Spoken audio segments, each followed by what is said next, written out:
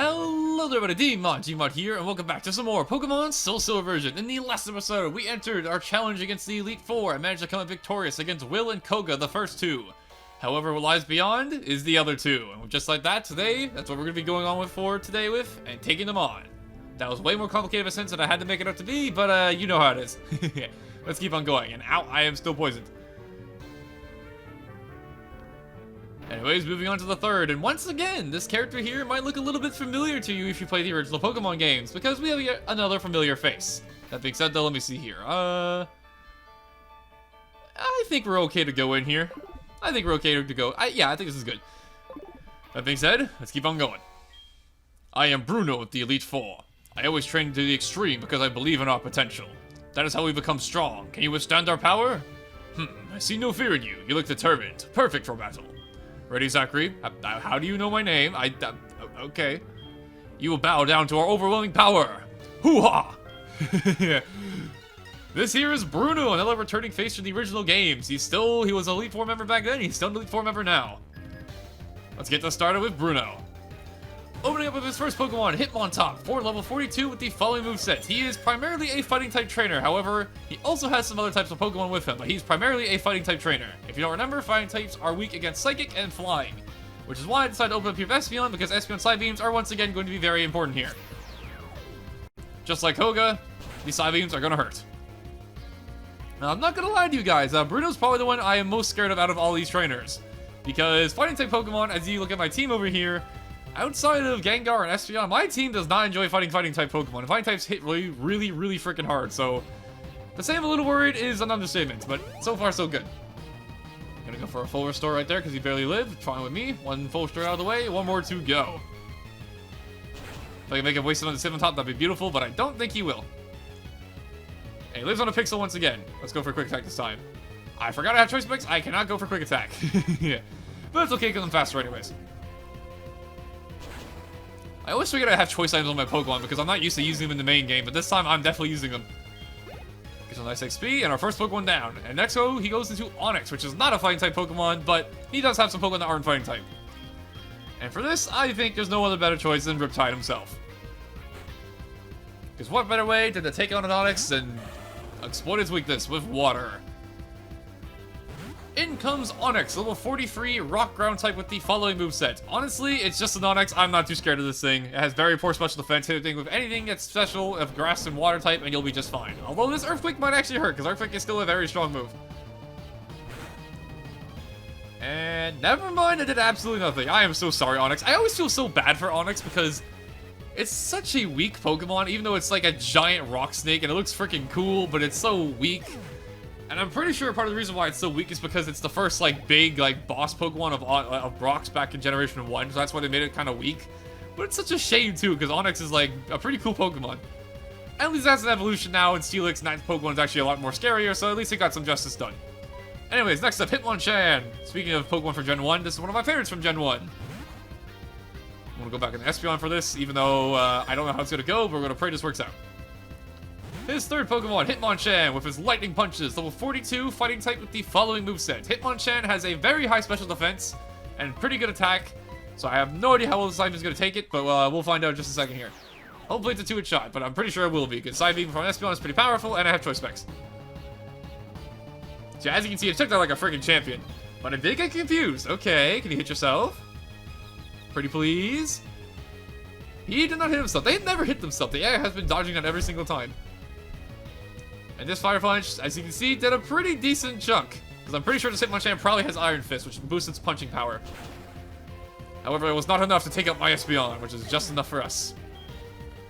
There goes Hitmonchan. And get a level up in the process, not bad. Level 39. And next up, he's going to go into his Hitmonlee. Alright, we've seen Hitmontop, we've seen Hitmonchan, now it's time for the third, Hitmonlee. Hitmonlee, level 42, fighting type with the following movesets. Unlike Hitmonchan, this thing is way more frail, but it's much faster than Hitmonchan, so it might catch you off guard. Thankfully, though, Espeon is also very fast, so we're okay. And I kind of don't think it's going to take this. If Hitmonchan barely lived, this thing is definitely not taking it. Yeah, there you go. Yeah. Good job, Espeon. Look at all the work she's doing, or he's doing. I keep mixing up my cat genders. That being said, though, he's got one Pokemon left, and of course, what would it be for Bruno without his Machamp, his final Pokemon. And I won't lie, I'm a little terrified of this thing, but I'm going to keep going with Espeon. It's the best thing we got. Level 46, holy crap. Fight as hard as you can until you faint. This here is his main Pokemon, Hitmonchan. Not Hitmonchan, Machamp. Level 46, pure fighting type with the following moveset. This thing is quite high leveled, and I'm a little terrified. Thankfully, we're faster. We get off a good side beam and hopefully do a good chunk to it. I doubt it's going to one-shot, though. It's very high leveled. Yeah, look at that. I took it like a freaking champ. And it also has a Citrus Berry. Lots of HP gained back, and I'm definitely getting knocked out by that. But Espeon, I can't complain. You did more than enough work. Good job. We'll take it from here. And from this point forward, honestly... let me think. Okay, you know what I'm going to do? I'm going to send in Gonta, and since I am poisoned, my attack power is skyrocketing. So I have a feeling we're going to be able to fight fighting with fighting and come out on top. Or at least I hope so. Let's go for close combat. Because even though Aerial Ace is super effective, this is a close combat. This is stupid powerful. Yeah, look at that. Yeah. I'm actually quite thankful to Koga. He actually made my haircuts extremely powerful by giving me a poison. And there we go. Bruno defeated. That was not as bad as I thought. Why? How could I lose? Having lost, I have no right to say anything. Go face your next challenge. Now, it's kind of funny, though. Bruno hears if you talk to him again. Oh, actually, never mind. Okay, he actually says something. In the original games, if you try to talk to him after that, he wouldn't say anything. It's kind of funny. But I guess over time, he became less of a sore loser, you know? Good job for you, Bruno. That being said, though, even though Espeon did a lot of work, she did get kind of knocked... I keep saying she, I don't know why. He got knocked out. I don't know, I just look at Espeon, I think if it's a girl. Like, I always think it's a girl. But, you know, Pokemon can be whatever gender they want to be, you know? Although, actually, looking at my team now, actually, we have mostly guys here. There's like 2 girls and 4 guys. Interesting how that worked out. That being said, though, 3 Elite Fours down, 1 more to go. How you feeling, Espeon? One sec. There you go. How you feeling, Espeon? Confident, I see. Good to hear, because we got 1 more challenge ahead of us. Let's go. Into possibly my favorite room. This one just looks really pretty. And honestly, looking at it, you can't really tell exactly what type you're going to be fighting here. So it can be kind of risky. But since I've played this game before, I know we are not leaving Espeon on the front of our party. You'll see why in a second here. And instead, I'm going to go... I'll go Gonta. I won't lie for this Elite Four because we're fighting specialized typings of trainers. We're not really going to be using our entire party, but, you know. It's a group effort, you know? We're all here. Maybe in by actual combat or by moral support. But anyways, on to our 4th one. Let's do this. I'm Karen of the Elite Four. You're Zachary, right? How amusing. I love Dark-type Pokemon. I'm known for my overpowering tactics. Think you can take them? Just try to entertain me. Let's go. Here we go. Number 4, Karen, the Dark-type trainer. Let's get this started. She opens up with her Umbreon, level 42, pure Dark type with the following movesets. Umbreon is a very bulky Pokemon that can be very hard to take down, and it also has the ability to synchronize, meaning if you try to give it a status, it will fire that status right back at you, so be careful of that. However, I didn't heal my close combat PP. I only have 1 of these. That's not good. Okay, in that case, we're gonna fire off some Brick Bricks instead, because I don't want to use that up. Because I am Choice Scarf, which means if I run out of PP, I'm gonna be stuck using the move Struggle, which is really bad. Which is unfortunate because my what do you call it? My close combat definitely would have one-shot this thing, but Brick Break is doing a pretty good job too. So we're gonna try and get the most out of this because we are still tossing poison. We're badly poisoned, so we're gonna be taking a lot of damage over time. So we need to knock things out as fast as possible. There's our first full heal once again. And I missed my move. This is not good. I might actually switch out. Is it worth? I'm thinking. Okay. I'll see how this goes, but if I like have to stay, like if I get too much poison damage, I'll probably switch out. If we can get a one-shot this time, that'd be great. I don't know if those damage calculations or yeah, no, it's consistent. Goes for another double team. Okay. If I miss my next move, I will probably switch out to reset the badly poison damage because I do not want to be taking too much of this. Okay, we're switching out. I don't trust this. As it goes for Feint Attack, it's not going to be doing a whole lot, but you know, it's still damage. So here's my plan here, okay? Hear me out. Here's my plan. It's going to go for Feint Attack, which we already know it's coming. So what I'm going to do here is I'm going to switch out. I'm going to go right into Sparta. And I'm going to attempt to knock this thing out with a Fake Out because I don't want to take any more poison damage. As it keeps going for double team, this is not okay. Okay, Sparta, I really, really need you to hit this right now, okay? Do it for me. Thank you. This should be a knockout. Perfect. Good job, Sparta. Okay, 1 down. 4 more to go. As he's going into her own Gengar next. That's kind of terrifying, but okay. Honestly, I think I'm going to stay in. I'm a normal type, it's a ghost type. This could probably work out. So as you can already see, first of all, this Gengar's level 45. That's kind of terrifying. Has the following moveset. What I was going to say is that this thing is kind of terrifying. Not terrifying. It's kind of weird because even though she's a dark type trainer, she doesn't actually have a full team of dark types. Gengar here not being a dark type. However, I do have Bite, as it has Focus Blast, but thankfully misses. Holy crap, that would have obliterated me. Thank God I missed. And my Bite is actually not doing all that much to it. That's not good. How am I gonna do this? I guess we'll just pray this is another Focus Blast? Okay, there we go. Focus Blast is pretty inaccurate, but it's definitely not that inaccurate, unfortunately. And this is a Gengar Focus Blast, so I am absolutely dying to this. Goodbye, Sparta. You did a good job taking out that Umbreon. Your efforts won't be in vain. I think next I'm gonna go over here to Riptide. And hopefully a Crunch will knock this thing out. Also, when did I take damage? Oh yeah, I guess at Onix I didn't heal. Crap. And ooh, this is probably gonna knock me out. Focus Blast is pretty strong, I'm not gonna lie. This might kill me. I barely live. Get the Crunch off. Okay, come on. Please KO. Please KO. It's Gengar. It's not that physically bulky. Come on. Lives on a freaking pixel. Of course it does. And you hit another Focus Blast. Okay, this... not the best trade-off. I lost 2 Pokemon for her 1 Gengar. Not great, but oh well. Okay, in that case, I think I'll go Mamoswine, and I'm going to Ice Shard this thing.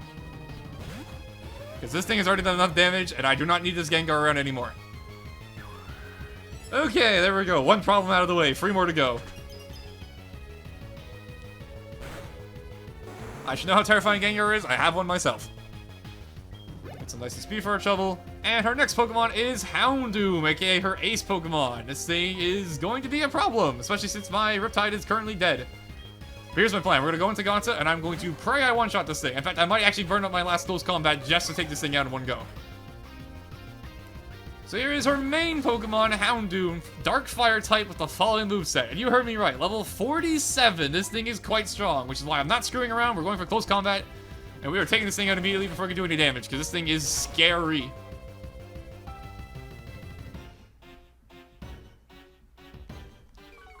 There you go, okay. Thank God for Choice Scarf, because that could have gone really, really poorly. Thank you, Mother, for buying that for me. Go up to level 39, not bad. Take a little more poison damage, but since I switched out, it's not going to be that much. Perfect.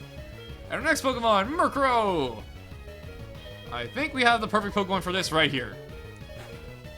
What better thing to do to take care of a flying type than make it go on migration with an ice type?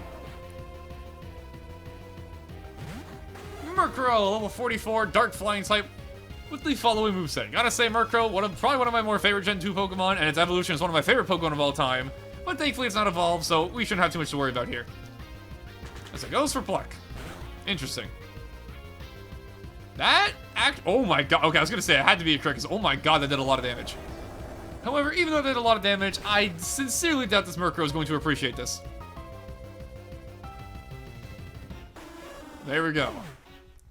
Go down, possibly a level up. Yes, sir, level 40. All right.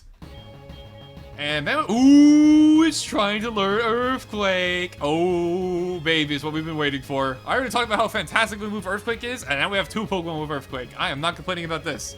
And Mud Bomb, you can go right away. You are not going to be missed. There we go. Earthquake on Mamoswine. That's going to be handy in the future. And our final Pokemon here is also not a Dark type, being Vileplume. And for this, honestly, I'm going to go right into Espeon and hope we can take it out nice and easy. Because I've already lost 2 Pokemon and we're running here on limited items, so hopefully this works out. Our final Pokemon, Vileplume, level 42. It's as far from being backed into a corner. Yeah, level 42, Grass Poison type with the following movesets. She has 2 Pokemon that aren't Dark type, which can throw you off a little bit, but I think we'll be okay. Especially this side we can one-shot it. I kind of doubt it though, because Vileplume's kind of a tanky Pokemon, but I think we'll be okay. Okay, almost took it out in one go, not bad. As it goes for Stun Spore, which is actually kind of funny because you know what this means? I have the ability Synchronize, which means you're also paralyzed. Yay. You know, return to have gone this far. Unfortunately, though, she has a full restore, so even though she paralyzed herself, yeah, it's not gonna matter. Still kind of funny, though. Go for another side beam. If I can one-shot it this time and it was damage range, that'd be perfect, but I kind of doubt it. It was... Oh my god, she's on a pixel. And she got confused. Wow. She has been getting very unlucky. However, my luck is better because I forgot about choice specs once again. God dang it. Side beam it is then. You knock yourself out? Hey, the perfect way to end off the battle. Knocking yourself out. Awesome. And just like that, we've done it. Well, aren't you good? I like that in the trainer. We've successfully defeated Karen. Strong Pokemon, weak Pokemon. That is only the selfish perception of people. Truly skilled trainers should try to win with the Pokemon they love best. I like your style. You understand what's important. Go on. The champion is waiting. That's right, folks. We're not quite done here yet.